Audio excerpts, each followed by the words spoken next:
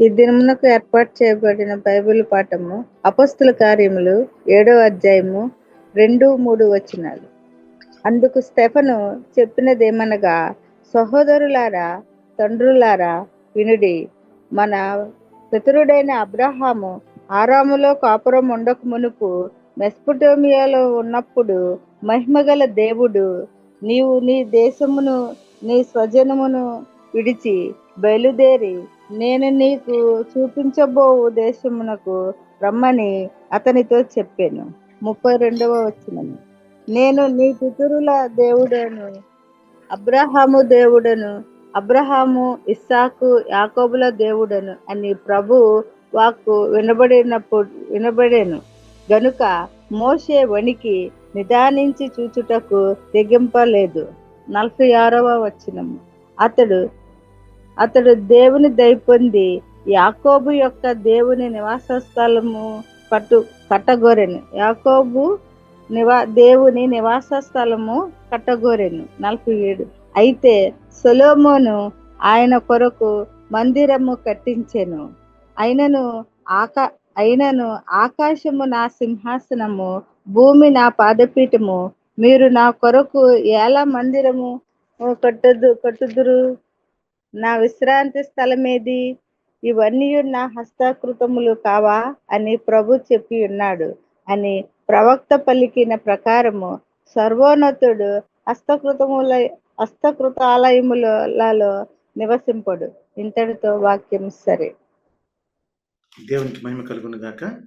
ఈ సమయాన్ని రాజేష్కి ఇస్తున్నా. రాజేష్, ముందుగా మరి ఇట్టి ఈ మహాకృపకరకై నేను దేవాదేవునికి నేను నా యొక్క స్తుతులను కృతజ్ఞతలను తెలియజేసుకుంటూ, అలాగే మరి నేను చేసినటువంటి అపరాధం బట్టి ఆయనకి మరి నేను నా యొక్క అపరాధం బట్టి నా యొక్క క్షమాపణలు తెలియజేసుకుంటా ఉన్నాను. అలాగే మీ అందరికీ కూడా welcome you all for today's session అండి. కొంచెం హెల్త్ బాగోకపోవటం చేత మేబీ చిన్న డిస్టర్బెన్స్ ఉండొచ్చు, వాయిస్ కానీ అది కానీ, బట్ మ్యాక్సిమం ట్రై చేస్తాను ఇవాళ అది మనం కవర్ చేయడానికి. అయితే గత వారం మరి 6వ అధ్యాయంలో, నిజానికి 6వ అధ్యాయం మొత్తం అని అనుకున్నాం కానీ, అయితే ఒకటే కంటిన్యూటీ స్టెప్లో 7th చాప్టర్ మొత్తం కంప్లీట్ చేయడం కోసంగా 11వ వచనం వరకే ఆపాము. కావాలని ఆపాము, అది మనం లాస్ట్ ఎపిసోడ్ అప్పుడు. సో మనం ఏం చేద్దామంటే కాంటెక్స్ట్ మిస్ అవ్వకూడదు కాబట్టి 6వ చాప్టర్లోని కొన్ని ఇంపార్టెంట్ వర్సెస్తోని మొదలుపెట్టి మళ్ళీ ఇక్కడికి నేను మీకు తీసుకొస్తాను. మరి 6వ అధ్యాయంలోనే 8వ వచనంలో ఏముంటుందంటే, స్టెఫను కృపతోనూ బలముతోనూ నిండిన వాడే. ఇది మనం లాస్ట్ వీక్లో కూడా చూసాం. Stephen, a man filled with or a man full of God's grace and power అయ్యి అతను ఏం చేశాడంట, ప్రజల మధ్య అనేక మహత్కార్యాలు, గొప్ప సూచక క్రియలు చేస్తూ ఉన్నాడంట. మనం చూసాం శిష్యుల తర్వాత మరి ఇప్పుడు స్టెఫను ఎన్నుకోబడినటువంటి ఒక డీకన్. ఏది అక్కడ వచ్చేటటువంటి ఫండ్స్లోంచి పేదలకు కొంత పోర్షన్ని పంచిపెట్టేటటువంటి బాధ్యత కానీ, లేకపోతే మరి వంట విషయంలో కానీ, లేకపోతే ఆ వండినటువంటి అన్నము, లేకపోతే what ever the food distribution విషయంలో కానీ అతను గ్రీక్ స్పీకింగ్ జ్యూస్కి తను రిప్రజెంటేటివ్గా ఉంటా ఉన్న క్యాండిడేట్ అనమాట. అండ్ దెన్ 9th వర్స్లో libertines, members of the synagogue of the freed men అనబడే అక్కడ కొంతమంది మనం చూసాం. కురేనియల్ నుంచి, అలెగ్జాండ్రియా నుంచి, కిలికీ నుండి, ఆసియా నుండి వచ్చి స్టెఫన్తో తర్కించారు. ఎందుకు సడన్గా తర్కించారు అంటే, సో స్టెఫన్ కూడా ప్రసంగాలు చేస్తున్నాడు. స్టెఫన్ కూడా మరి శిష్యులతో పాటుగా మరి వీలైతే మందిరం ఆవరణలో మరి తను కూడా ప్రసంగాలు చేస్తూ ఉండుండొచ్చు. ఆ ప్రసంగాలలో మరి అతను మాట్లాడినటువంటి కొన్ని మాటలు ఖచ్చితంగా వాళ్ళకి హట్టింగ్గా మారిపోయినాయి. అది హట్టింగ్గా మారడం అన్నది కామన్ అయిపోయింది. సో వాళ్ళందరూ ఏంటంటే ముందు నుంచి కూడా they are waiting for an opportunity. Try చేశారు ఇంతకుముందు కొంతమందిని, లైక్ ఇప్పుడు పీటర్ని, జాన్ని పట్టుకునే ప్రయత్నం చేశారు. ఆ తర్వాత జైల్లో వేసే ప్రయత్నం చేశారు, కానీ ఆటలు ఏమి సాగట్లేదు. సో ఎక్కడ సందు దొరికితే అక్కడ తమ పన్నాగారిని పన్నేసి వీళ్ళని ఎవరిని రైజ్ అవ్వకుండా తొక్కేయాలనే ఆలోచనలోనే వెళ్తా ఉన్నారు. ఎందుకు వెళ్తా ఉంది ఆలోచన అంటే కూడా ఇలాంటి విషయాలన్నింటినీ మనం కొంచెం డెప్త్లో మరి క్రీస్తు మనము సంఘము సిరీస్లో మరి మనం చూసాము, హిస్టారికల్గా చూసాము. అలాగే బిట్వీన్ వితిన్ అనే ఒక కేస్ స్టడీ మీ ముందుకు తీసుకొచ్చేప్పుడు కూడా ఎందుకు ఏ విధంగా సమాజంలో ఇలాంటి ఆలోచనలు పుట్టుకొస్తాయి, ఎస్పెషల్లీ పొలిటికల్గా రిలీజియస్ అంశాలు ముడిపడినప్పుడు ఎందుకు ఇలాంటి యాక్షన్స్లోకి దిగిపోతారు అనే విషయాన్ని కూడా నేను మీకు చర్చించడం జరిగింది. సో ఇక్కడ ఇక్కడ సింపుల్గా చెప్పాలంటే నిజానికి వాళ్ళు మనం కూడా ఒక రకంగా అన్నదమ్ముల కిందే అంటే అనుకోవచ్చు. లేదంటే ఒకడే దేవుడిని మనము అనుసరించబోయే వాళ్ళంగానే అంటే వెళ్ళే కొద్దీ ఆ మబ్బులన్నీ కూడా విడిపోయి దేవుడు తన డివైన్ ప్లాన్‌ని స్పష్టం చేసి ఆ విధంగానే తీసుకువెళ్తాడు. కానీ ఆ మోమెంట్‌కి క్రిస్టియానిటీ అనబడేది ఒక పరమతంగా వాళ్ళకి కనపడింది. లేపోతే వాళ్ళు ఉన్న దాంట్లోనే ఒక సెపరేట్ సెక్షన్‌లాగా కనపడినప్పుడు ఆ సెక్షన్స్‌ని వాళ్ళు ఎంటర్‌టైన్ చేయడానికి ఇష్టపడలేదనమాట. అందుకనే అక్కడ పొలిటికల్ రంగు, మతపరమైన రంగు పూసుకొని, మరి అంతకుముందు యేసుక్రీస్తుని చంపడంలో వాళ్ళ ప్లాన్‌లు వేయటం జరిగింది. ఆ తర్వాత ఇప్పుడు వీళ్ళని ఏదన్నా చేద్దాం అనేటటువంటి ఆలోచనలో ఉంటా ఉన్నారు. మరి 10వ వచనంలో 6వ అధ్యాయంలోనే 10వ వచనంలో మరి అతను చూపించినటువంటి జ్ఞానము వాళ్ళేంటంటే దే కుడెంట్ ఫేస్ అతని యొక్క జ్ఞానాన్ని గాని, దానికి మూల కారణం ఆత్మగా 10వ వచనం చెప్తుంది. ఇంగ్లీష్‌లో బావుంటది. They could not stand up against the wisdom the spirit gave him. So, ఆ విధంగా అతను ఆత్మచేత నింపబడి, మరి ఆ విధంగా మాట్లాడడం, డిఫెండ్ చేయటం చేస్తా ఉంటే, ఇంక వీళ్ళేం చేశారంటే ఇట్లా కాదు అని ఒక ప్రసంగం జరుగుతున్నప్పుడు ఎప్పుడో సడెన్‌గా వీళ్ళు ఆ మాటలు పట్టుకొని, ఇదిగో ఇతను మోషే ధర్మశాస్త్రం గురించి, మోషే గురించి, అదిగో ఈ ఈ యేసు అనబడిన ఆయనంట మరి ఈ దేవాలయాన్ని ఏదో చేసేస్తాడంట, మనల్ని ఏదో చేసేస్తాడంట. ఇదిగో ఆయన అంటుంటే మేము విన్నాము. దైవదోషం చేసేస్తున్నాడు. ఇంకసలు ఇతన్ని ఇక టాలరేట్ చేయొద్దు అని చెప్పి వాళ్ళు ఇంకా ఒక మ్యాప్ ఏసేసుకున్నారు. అనుకున్నది తడువుగా అతన్ని పట్టుకొని మహాసభ ఎద్దుకు తీసుకెళ్ళిపోయారు. అయితే 2 రకాలుగా చూడొచ్చు. మహాసభ ఈ ప్లాట్‌ని ఎనకాలుండి ఈ కుట్రని పన్నుండవచ్చు. లేదా ఈ పన్నిన కుట్రతో వీళ్ళొచ్చి రాంగానే అబ్బా! భలే దొరికింది సీన్ అని చెప్పి ఇంకా అసలు దీన్ని ఒక పెద్ద సీన్‌లా క్రియేట్ చేసేయడం అన్నమాట. అప్పుడు 15వ వచనంలో ఏముందంటే లాస్ట్‌కి సభలో కూర్చున్న వారందరూ అతని వైపు తేరి చూడగా అతని ముఖము దేవదూత ముఖం వలె వారికి కనపడింది. సో, లూకా జరగబోయే దానన్నిటికి ముందే సెటప్ చేసేసుకుంటున్నాడు. ముందే ఇచ్చేస్తున్నాడు. అది ఏ విధంగా పే ఆఫ్ చేయబడుతుందన్నది మనకి నెక్స్ట్ వర్స్‌లో కనబడేలాగా తను చూసుకొస్తున్నాడు. ఇప్పుడు మనం ఏడో అధ్యాయం స్టార్ట్ అవుతున్నప్పుడు ప్రధాన యాజకుడు అడుగుతున్నాడు. ప్రధాన యాజకుడు అన్నప్పుడు అక్కడ మోస్ట్‌లీ అంటే వేరే ఇంకొకళ్ళు ఉన్నా కూడా అన్నానే మరి ఏ విధంగా అక్కడ లీడింగ్ యాక్టివిటీస్ అన్నీ చూస్తున్నాడనే దాన్ని కూడా మనం మనం సంఘంలో చూడటం జరిగింది. సో, ఇట్లా అడగగానే మనోడేం చేశాడంటే ఒక అప్రోచ్. ఆ అప్రోచ్ ఎలా అంటే, మనకి వినేటప్పుడు, చదివేటప్పుడు హిస్టరీలాగా అనిపిస్తది గానీ, బట్ యాక్చువల్లీ అదేంటంటే, ఆరిజిన్ పాయింట్‌కి తీసుకెళ్ళిపోయి, అక్కడి నుంచి మన ప్రెజెంట్ టైమ్ లైన్‌కి డాట్స్ అన్నీ కనెక్ట్ చేసుకుంటా తీసుకొచ్చి, దాని అప్లికేషన్‌ని చూపించడం అన్నమాట. ఎక్కడికి తీసుకొచ్చాడంటే, మీరు టెంపులు, ధర్మశాస్త్రం అని గింజేసుకుంటున్నారు కదా బాబులు! మరి మన పితరుల తండ్రి అయినటువంటి అబ్రహాము ఎక్కడున్నాడు? మెసొపొతేమియా నాగరికతలో ఉన్నాడు. ఫ్రెండ్స్ మేబీ నేను ఇక్కడ ఇంకొకసారి ఈ విషయాన్ని గుర్తు చేయదలుచుకున్నాను. దీని విషయంగా కూడా చాలా జాగ్రత్తగా మరి మనం క్రీస్తు మనము సంఘంలో చాలా నీట్‌గా కూడా డిస్కస్ చేసాం. కొంచెం ఎక్కువ డీటెయిలింగ్ కావాలనుకుంటే మీరు ఆ వీడియోస్‌ని మీరు రీవిజిట్ చేయండి. ఇంకా మంచిగా ఆ కనెక్షన్ అనేది ఎస్టాబ్లిష్‌మెంట్ అవుతుందనమాట. సో, మెసొపొటామియా అనబడే నాగరికతలో అక్కడ అన్యులతో కలిసి జీవిస్తున్నప్పుడు అబ్రహాము మరి దేవుడు అక్కడికెళ్ళి ప్రత్యక్షమయ్యాడు. అంతేగాని అక్కడ ఒక మందిరం లేదు ఎక్కడ దేవుడికి. దేవుడెళ్ళి ప్రత్యక్షమయ్యాడు. దేవుడెళ్ళి ప్రత్యక్షమయ్యాడు అక్కడికి. దేవుడు తను ఎన్నుకున్నటువంటి అబ్రహాం దగ్గరికెళ్ళి కనపడి, "బాబు నువ్వు ఇక్కడ ఉండటానికి ఇంక వీల్లేదు. నేను నిన్నింకా బ్లెస్ చేయబోతున్నాను. నేను నిన్ను నా మనిషిగా నేను తీసుకోబోతున్నాను. నువ్వు రా" అంటే అబ్రహాము విశ్వాసానికి తండ్రే గాని, బట్ కొన్ని సినారియోస్‌లో ఆయన ప్రవర్తన అయి కేస్ స్టడీస్ మనం కొంచెం జాగ్రత్తగా చూస్తే అర్థమవుతది. ఆయన ప్రవర్తన కారణంగా ఏమైతుందంటే తెలియకుండానే తన మీదకి కొంచెం చిన్న చిన్నగా ఏముందిలే కొంచెం ఇబ్బందులు తెచ్చిపెట్టుకునే పరిస్థితయింది. అందుకనే కానానుకి రమ్మనంగానే ఇమ్మీడియేట్‌గా తను కూడా రాలేదు. తను హారాన్‌లో కాపురం ఉన్నాడు కొంతకాలం. హ్మ్. మరి ఆ తర్వాత అతని జనానికి తను ఈ ప్రామిస్డ్ ల్యాండ్ అయిన కానాన్ ఇస్తానని దేవుడు ప్రామిస్ చేయడము, మరి నీ బిడ్డల్ని నేను ఆశీర్వదిస్తానని దేవుడు అతనితో ప్రామిస్ చేయడము, మరి దానికంటే ముందు తనకు బిడ్డలు లేరు. కానీ నీకు బిడ్డనిస్తానని చెప్పి తనతో కోవెనెంట్ ఏర్పాటు చేసుకున్నాడు దేవుడు. మరి ఇవన్నీ జరుగుతున్నప్పుడు దేవునికి మందిరం ఉందా? మరి దేవుడికి అబ్రహాం మందిరం కట్టలేదు కదా, దేవుడే చేసుకుంటూ వెళ్తున్నాడు కదా, మీరు ఏదో చేసేసినట్టు ఫీల్ అయిపోతారు ఏంటి అని చెప్పి స్టీఫెన్ వీళ్ళందరినీ వాళ్ళకి తెలిసిన వాళ్ళ కథలోంచి తీసుకొచ్చి పాయింట్స్ అన్ని మాట్లాడుతున్నాడు. ఆ తర్వాత అబ్రహాం తర్వాత మరి పేట్రియార్కల్ ఫాదర్స్ అయినటువంటి ఆ 12 మందిని మరి దేవుడు ఏ విధంగా మరి ముందుకు తీసుకొచ్చాడనే విషయాన్ని కూడా మిగిలిన ఆ యొక్క ఆ, ముఖ్యంగా 8వ వచనంలో కూడా మీరు చూడొచ్చు, ఆ 12 గోత్రకర్తల్ని ఏ విధంగా ఆయన ముందుకు తీసుకెళ్లాడో ఆయన మాట్లాడుతున్నాడు. అక్కడి నుంచి ఆ కథ జోసెఫ్ దిశగా మరి రీడైరెక్ట్ చేసి, మరి జోసెఫ్ కూడా మరి ఒక్కడే ఉంటా ఉన్నాడు. ఎక్కడున్నాడు? ఐగుప్తులో ఉన్నాడు.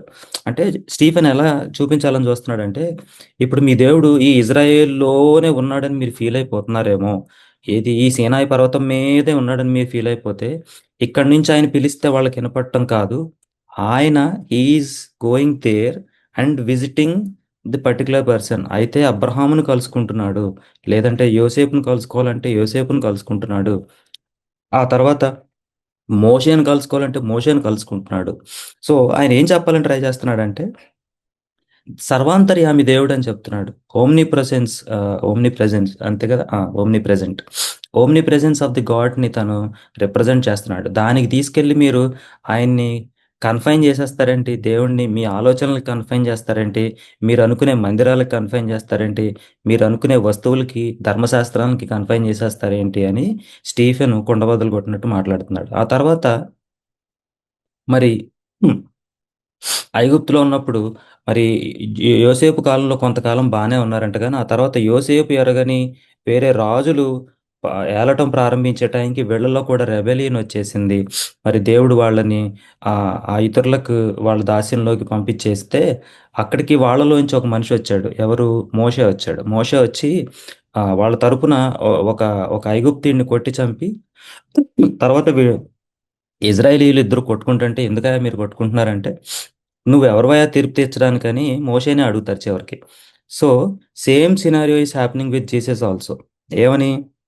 తన సొంత మనుషులే తనని వ్యతిరేకించే పరిస్థితి. తన సొంత మనుషులే తనని అర్థం చేసుకోలేని పరిస్థితి.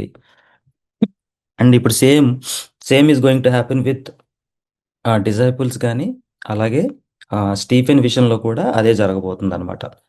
ఎవరైతే క్షమించాలి. మరి ఎవరైతే వీళ్ళని అర్థం చేసుకుని, ఎవరినైతే వీళ్ళు మోటివేట్ చేయాలో, ఎందుకంటే డివైన్ ప్లాన్‌లో పాలిభాగస్తులను చేసి తీసుకొచ్చాడు దేవుడు వాళ్ళని. కానీ అన్‌ఫార్చునేట్‌లీ వాళ్ళే విలన్స్ అయిపోయారు. ఆ తర్వాత చూడండి, మీరు టెంపుల్ అని తెగ ఫీల్ అయిపోతున్నారు కదా! ఎక్కడుంది టెంపుల్? మోసెస్ టైంలో టెంపుల్ లేదు. కాకపోతే దేవుడు టాబర్నాకిల్‌లో తన యొక్క ప్రత్యక్షతను ఆయనే ఇచ్చుకుంటా తీసుకుంటా వచ్చాడు. ఎప్పుడైతే క్షమించాలి. ఎప్పుడైతే డేవిడ్ "ప్రభువా నేను నీకొక మందిరం కడతాను దేవా" అంటే, "నువ్వు కాదు డేవిడ్ సొలొమోను కడతాడని" అప్పుడు దేవుడు వరం ఇచ్చాడు గానీ, అప్పటి వరకు దేవుడు నాకు పలానా టెంపుల్ కట్టండి అని అనలేదు. కానీ ఆ టాబర్నాకిల్ ప్రత్యక్షత మాత్రం దేవుడు వాళ్ళ మధ్య ఉండడానికి ఆయనే చొరవ తీసుకొని వాళ్ళని నడిపించినట్టుగా మనం చూసాం. కానీ over the over the period మనం చూసిందేంటంటే, వాళ్ళకి దేవుడు రాజుగా అక్కర్లేదు. వాళ్ళకి డేవిడ్ రాజుగా అయినా ఓకే. సొలొమోన్ రాజుగా అయినా ఓకే. ఆఖరికి సౌలు లేకపోతే ఇంకొకళ్ళు ఎవరైనా రాజుగా అయినా ఓకే గానీ, దేవుడు మాత్రం రాజుగా వాళ్ళకొద్దు. కానీ ఆయన డివైన్ ప్లాన్‌ని కొనసాగించాలి కాబట్టి, వీళ్ళందరినీ ముందుకు తీసుకొని ఇక్కడి దాకా తీసుకొనొచ్చాడు. మరి మోషే కూడా చెప్పాడు కదా! నా వంటి ప్రవక్త ఇంకొకడొస్తాడు అన్నాడు కదా! ఆ ప్రవక్త ఎవరో కాదు యేసుక్రీస్తే. మీరు అంతకుముందు అనాది కాలంగా వచ్చినటువంటి ప్రవక్తల్ని చంపేసినటువంటి ఆచారాలు మీవి. మీరు యేసుక్రీస్తు మీకొక లెక్క. ఆయన్ని మీరు హింసించి ఉండలేదా? ఆయన్ని మీరు చంపుండలేదా? అని క్వెషన్ చేస్తున్నాడు. అందుకనే 47-50 వచనాలు ఎవరైనా ఒకసారి మళ్ళీ చదవండి. 7వ అధ్యాయంలోనే 47-50 వచనాలు. అయితే సొలొమోను ఆయన కొరకు మందిరం కట్టించెను. అయినను ఆకాశం నా సింహాసనము, భూమి నా పాదపీఠము. మీరు నా కొరకు ఎలాంటి మందిరం కట్టుదురు? నా ఉమ్, విశ్రాంతి స్థలం ఏది? ఉమ్, ఇవన్నీ నా హస్తకృతములు కావా అని ఉమ్. ప్రభువు చెప్పుచున్నాడు అని ఒక్కసారి మళ్ళీ ప్రవక్త మళ్ళీ ఒక్కసారి చదవండి. ఆకాశం దగ్గర నుంచి మళ్ళీ చదవండి. ఆకాశం నా సింహాసనము, ఉమ్. భూమి నా పాదపీఠము. ఒక్కసారి మీరు అక్కడ నా ఆపండి. కొరకు ఒక్కసారి అక్కడ ఆపండి. ఏమంటున్నాడు దేవుడు అక్కడ? ఆకాశము నా నా సింహాసనం. సింహాసనము, భూమి నా పాదపీఠం. మరి మీరేంట్రా నాకు మందిరం కట్టేది, మీరు నన్ను ఎలారా కన్ఫైన్ చేయగలరని దేవుడు అడిగితే మనిషి దగ్గర వాళ్ళ సమాధానం ఉందా? అలాగే చదవండి మా తర్వాత ఏమంటున్నాడు ఆయన. మీరు నా కొరకు ఎలాంటి మందిరం కట్టుదురు? ఉమ్, నా విశ్రాంతి స్థలం ఏది? నా విశ్రాంతి స్థలం ఏది, మీరు ఎలా డిఫైన్ చేయగలరు అని అడుగుతున్నాడు దేవుడు. ఇవన్నీ నా హస్తకృతములు కావా అని ఉమ్. ప్రభువు చెప్తున్నాడు.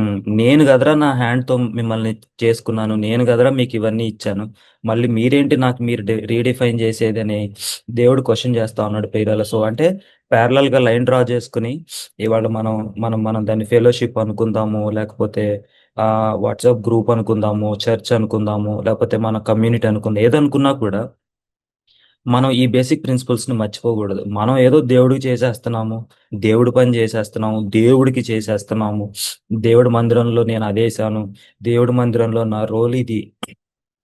ఇవన్నీ మనుషులు పెట్టుకునేటటువంటి రోల్స్ అండ్ రెస్పాన్సిబిలిటీస్, స్కోప్స్. ఎందుకంటే మనిషికి ఒక రికగ్నిషన్ కావాలి. బట్ దేవుడు అవన్నీ చూడట్లేదు. దేవుడు something else actually is expecting from you. అది ఆ బేసిక్ పాయింట్ని ఆనాడు ఇజ్రాయేలీలు మర్చిపోయారు, మనం మర్చిపోయాం. క్షమించాలి, నేను అందరినీ మరి జనరలైజ్ చేసి మాట్లాడినట్టుగా మీకు అనిపించవచ్చు, కానీ but we are also missing the same point. ఇక దేవుడు లేని ఆ ఆలయాన్ని నువ్వు దేవాలయం అని చెప్పుకోవడం వల్ల ఉపయోగం ఉంది. అందుకని దేవుడు ఫిజికల్ టెంపుల్ అనే కాన్సెప్ట్ని లేకుండా చేయడానికి, వాళ్ళకి కళ్ళకు కట్టినట్టు చూపించడానికే మరి అంత పెద్ద గొప్ప యెరూషలేం మందిరము మరి దండయాత్రలో ఒకసారి నాశనం అయిపోయింది, ఒకసారి పలుమార్లు నాశనం అయిపోతే చివరిగా మరి ఇక రోమియోలు, ఎస్పెషల్లీ నీరో చక్రవర్తి వచ్చిన తర్వాత, పౌలు మరణం చెందిన తర్వాత జరిగినటువంటి ఆ యొక్క మారణ హోమకాండంలో మరి టెంపుల్ పూర్తిగా నాశనం అయిపోలేదా? లేదా టెంపుల్ మరి ఆ పాలస్తీన్ల చేతిలోకి వెళ్ళిపోలేదా? ఎక్కడుంది వాళ్ళు గొప్పది అని చెప్పుకొని కూడా ఆ గ్రేటెస్ట్ టెంపుల్ ఏది? దాని ఎగ్జిస్టెన్స్ ఏది? దాని పునాదులు లేదా దాని అవశేషాలు కదా మనకున్నాయి ఇప్పుడు. మరి యేసయ్య మరణం చెందిన వెంటనే మరి దేవాలయపు తెర అడ్డగంగా చెరగటం యొక్క రిజంబ్లెన్స్ ఏంటి అని దేవుడు క్వశ్చన్ చేస్తున్నాడు అని స్టీవెన్ చూడండి, వీళ్ళంతా ఎంత బ్యూటిఫుల్ థియాలజీ మాట్లాడుతున్నారో చూడండి వీళ్ళు. మరి మనం అపోస్తుల కార్యాలు చదువుతున్నాం కాబట్టి ఓన్లీ పర్సెక్యూషన్ అంటే కుదరదు. దీంట్లో కూడా ఎన్నో కాన్సెప్ట్స్ ఉన్నాయి. మరి ఇవన్నీ కూడా మనం అర్థం చేసుకోవాలి. మనం మార్చుకోవాల్సినటువంటి ఆ కాన్సెప్ట్స్ ఇక్కడ మనకు కనబడుతుంది. ఇంతకు ముందు మనకు తెలిసినవే, but we are just revisiting them. And దానికి అకార్డింగ్లీ మన జీవితాలను కూడా మనం మార్పు చేసుకోవాల్సినటువంటి అవసరం ఉందని మరి ఈ యొక్క అధ్యాయం పూర్తిగా చూపిస్తుంది. మొదటి పర్సిక్యూషన్ జరిగింది, ఫస్ట్ మార్టీర్ జరిగింది అంటున్నాం కదా. ఎవరు చంపారు అసలు స్టెఫన్ని? ఎవరు చంపారు? యూదేతరులు చంపలేదు, లేదంటే క్రైస్తవేతరులు చంపలేదు, మనోళ్ళే చంపేశారు స్టెఫన్. దయచేసి అర్థం చేసుకోండి, మనలో మనకు మనం అడ్డంకిగా మారిపోయే పరిస్థితిగా మనం ఉండకూడదు. అవతల వాళ్ళు చంపే స్థితులు అంటే చాప్టర్స్ ముందుకు వెళ్ళే కొద్ది అవి కూడా వస్తాయిలేండి, కానీ అందుకే అంటున్నా విత్ ఇన్ బిట్వీన్ అనే కేస్ స్టడీ నేను ఆ రోజు తీసుకురావడానికి కూడా రీజన్ అదే. ఆలోచన చేయాలి ప్రియులారా, మనం ఎటువంటి బిలీఫ్ సిస్టమ్ గుండా వెళ్తున్నాము, ఒక ఫెలోషిప్గా మనం ఎలాంటి యూనిటీ కలిగి ఉంటున్నాము, ఎలాంటి అండర్స్టాండింగ్ కలిగి వెళ్తున్నాము, మరి ఏ గోల్ దిశగా మన యొక్క నడిపింపు ఉంది, ఏ గోల్ దిశగా మన వాక్య పరిచర్య ఉంది, లేకపోతే పాటలు పాడే విధానంగా ఉంది, ఇట్లన్నీ కూడా అర్థం చేసుకుంటూ వెళ్ళాల్సిన పరిస్థితి. అలాగే ఇక చివరికి వచ్చేస్తున్నా నేను కూడా. అయితే అక్కడ మరి అతను ప్రభువుని గురించి మరి మొరపెడుతున్నప్పుడు తను ఏమంటున్నాడంటే ఆ ఆ, ఆ, 55 అనుకుంటా, 55 ఒకసారి చదవండి ఎవరైనా, 55, 56 చదవండి. అయితే అతడు పరిశుద్ధాత్మతో నిండుకొనిన వాడై ఉమ్, ఆకాశం వైపు తేరి చూచి ఉమ్, దేవుని మహిమను, యేసు దేవుని కుడిపార్శ్వమందు నిలిచియుండుటను చూచి ఉమ్, ఆకాశం తెరవబడటయు ఉమ్, మనుష్య కుమారుడు దేవుని కుడిపార్శ్వమందు నిలిచియుంటయు చూచుచున్నానని చెప్పెను. ఉమ్. ఇప్పుడు అసలుకే యేసుక్రీస్తుని గురించి మాట్లాడుతున్నాడనే వీళ్ళు ఇదైపోతుంటే ఈయన ఏం చెప్తున్నాడంటే పోయి మరి మనుష్య కుమారుడు దేవుని కుడిపార్శ్వం మందు నిలిచి ఉన్నాడు అని చెప్తున్నాడు. నిలిచి ఉండడం ఏంటి అని ఎవరికన్నా ఎప్పుడన్నా క్వశ్చన్ వచ్చిందా? ఎందుకంటే Jesus was always represented sitting right side కదా. మరి నిలిచి ఉండడం ఏంటి అని ఎప్పుడన్నా డౌట్ వచ్చిందా? మరి ఈ రైట్ సైడ్ కూర్చోవడం అనే దాని గురించి చాలా పెద్ద కాన్సెప్ట్ అది. దాని గురించి ఇప్పటికీ మరి రెవల్యూషన్ కో మరి కనెక్షన్ పెట్టి ఇది ఇలాగా అది ఇలాగా అని ఇప్పటికీ చాలా ఆలోచనలు వస్తున్నాయి, కానీ మనం సింపుల్ గా అర్థం చేసుకునే ప్రయత్నం చేద్దాం. మరి 110వ కీర్తన మొదటి వచనం. 110వ కీర్తన మొదటి వచనం.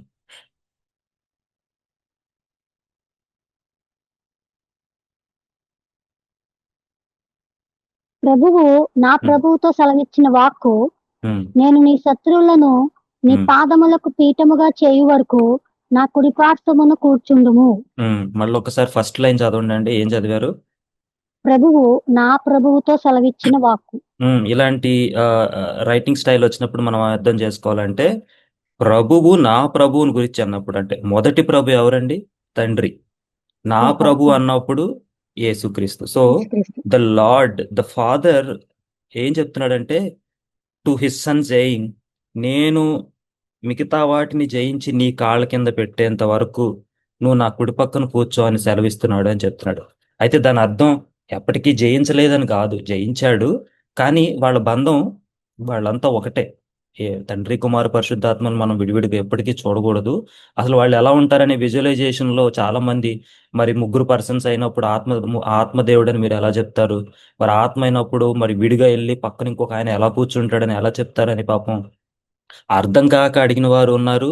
ఇబ్బందుల్లోకి ఇక్కట్లోకి నెట్టేయాలని అడిగిన వాళ్ళు కూడా ఉన్నారు. అంటే యాజ్ ఇఫ్ వీళ్ళు ముగ్గురు త్రిమూర్తులనే, అదిగో మా త్రిమూర్తుల కాన్సెప్ట్ ని వీళ్ళు కొట్టేసి వీళ్ళ దేవుళ్ళకి అప్లై చేసుకున్నారని మూర్ఖంగా వాదించే వాళ్ళు కూడా ఉన్నారు. మనం అంత కన్ఫ్యూజ్ అవ్వాల్సిన అవసరం లేదు. మనం ఇంకనూ చూడలేదు దేవుని యొక్క ఆ ఇదిని మనం చూడలేదు. మనకి ఇంకనూ దేవుడు ఆ ఇది ఇవ్వలేదు కాబట్టి ఒక రకంగా అంటే మనకు అర్థం అవడం కోసం ఒక సింప్లిఫైడ్ ఇది ఓన్లీ అర్థం చేసుకోవడం మాత్రమే ఇమేజ్ మీకు ప్రెజెంట్ చేస్తున్నాను చూడండి.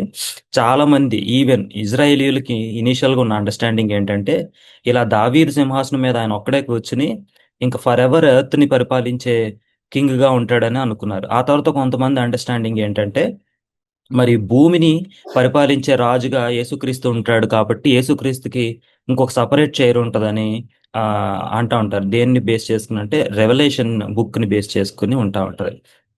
అయితే మనం అర్థం చేసుకోవాల్సింది ఏంటంటే ఇక్కడ సుప్రీమసీ అనేది వాళ్ళ మధ్య లేదు. వాళ్ళు ఒకరి మధ్య ఒకరు ఇంటిమసీ కలిగిన వాళ్ళు, తండ్రి కుమార పరిశుద్ధాత్మ అనేవాడు.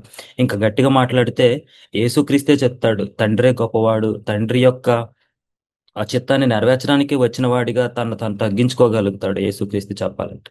సో మనం ఎట్లా అర్థం చేసుకోవచ్చు అంటే ఆ పరలోకంలో ఒకటే సీటు ఒకటే థ్రోన్ లో దేవుడు ఒక్కడగానే ఉంటాడు. కానీ ఇక్కడ అర్థం చేసుకోవాల్సింది ఏంటంటే తన రైట్ సైడ్ పక్కన తండ్రి దేవుడు కుమారుని పెట్టుకున్నాడు.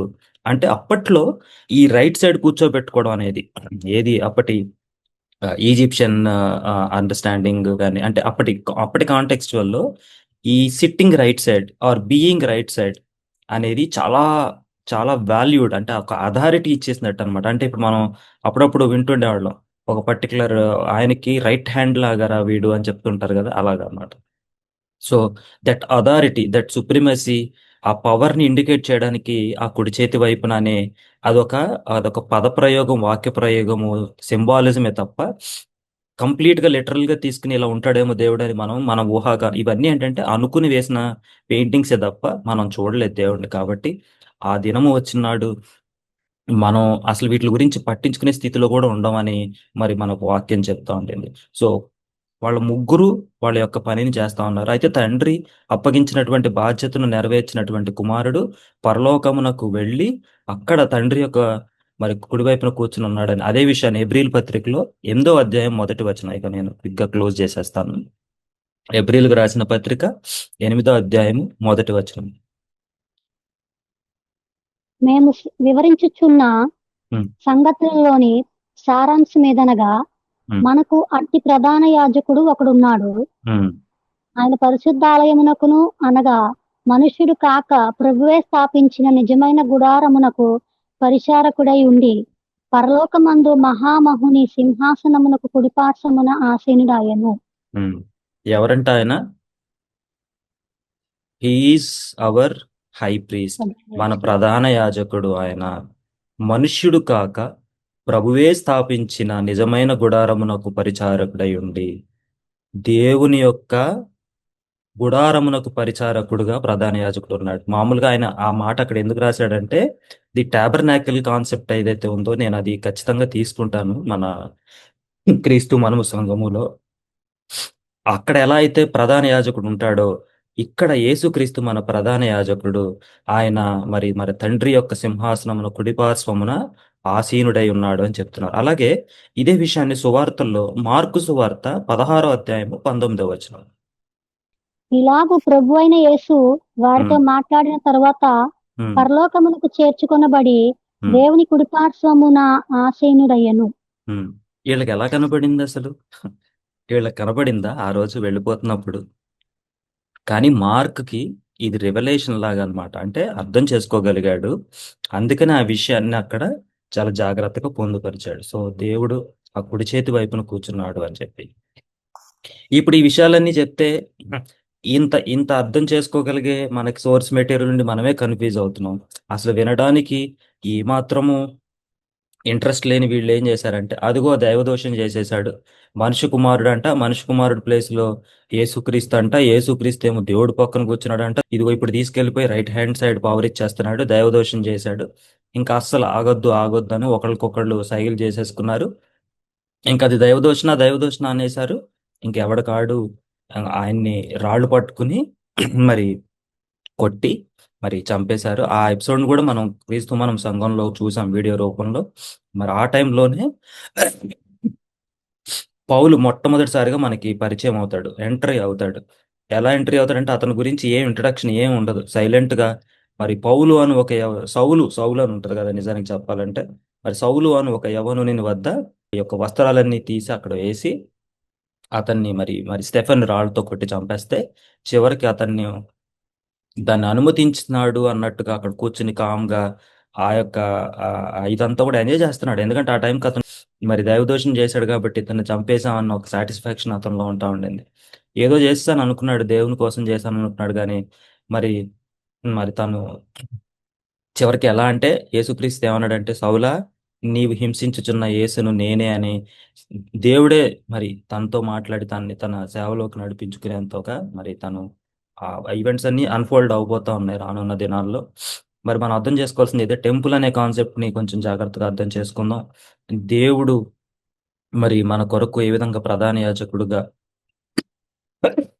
మరి అలాగే దానికంటే ముందు మరి పాపముల కొరకు తన రక్తాన్ని చిందించి మరి మరణం నుండి పునరుత్థానుడై మరణాన్ని ఆయన గెలవాలి. ఆ గెలిస్తేనే మరి రేపు మనకి రాబోయేటటువంటి ఆ నూతన యొక్క ఆ స్వభావంలోకి, స్వరూపంలోకి మనం మార్చబడతాం కాబట్టి, ఆ విధంగా మరి దేవుడు మరి తన తండ్రి యందు తన తండ్రి పక్కన కూర్చొని మనందరి కొరకు తండ్రికి విజ్ఞాపన చేస్తున్నటువంటి మరి మరి ఒక ఒక హై ప్రీస్ట్ గాను అలాగే ఒక రిక్వెస్టింగ్ కూడా చేస్తున్నాడు. మన కొరకు ప్రార్థన కూడా చేస్తా ఉన్నాడనమాట. కాబట్టి దేవుని ప్రెజెన్స్ అనేది ఇట్ ఈస్ దేర్ ఎవ్రీవేర్. అది మనం అర్థం చేసుకోవాలి. అందుకే ఇగో నీకు నేను ముగించేస్తాను. 139వ కీర్తన 7-10 వచనాలు. 139వ కీర్తన 7-10 వచనాలు.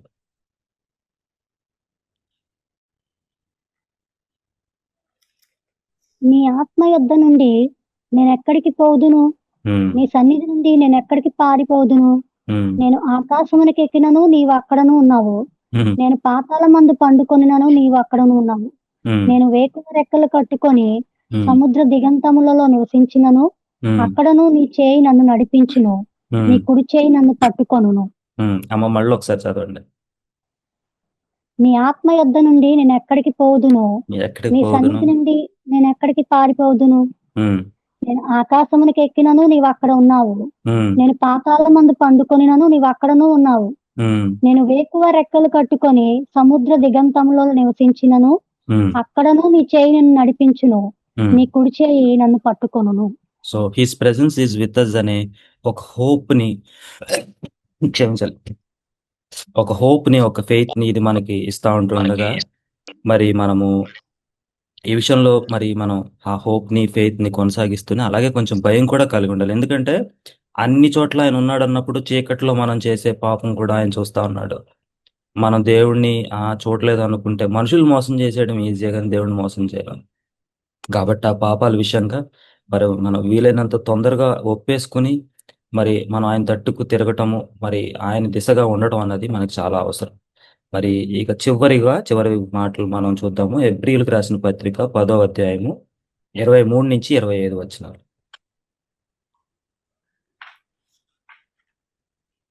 23 నుంచి 25 వరకు ఉంటాయి.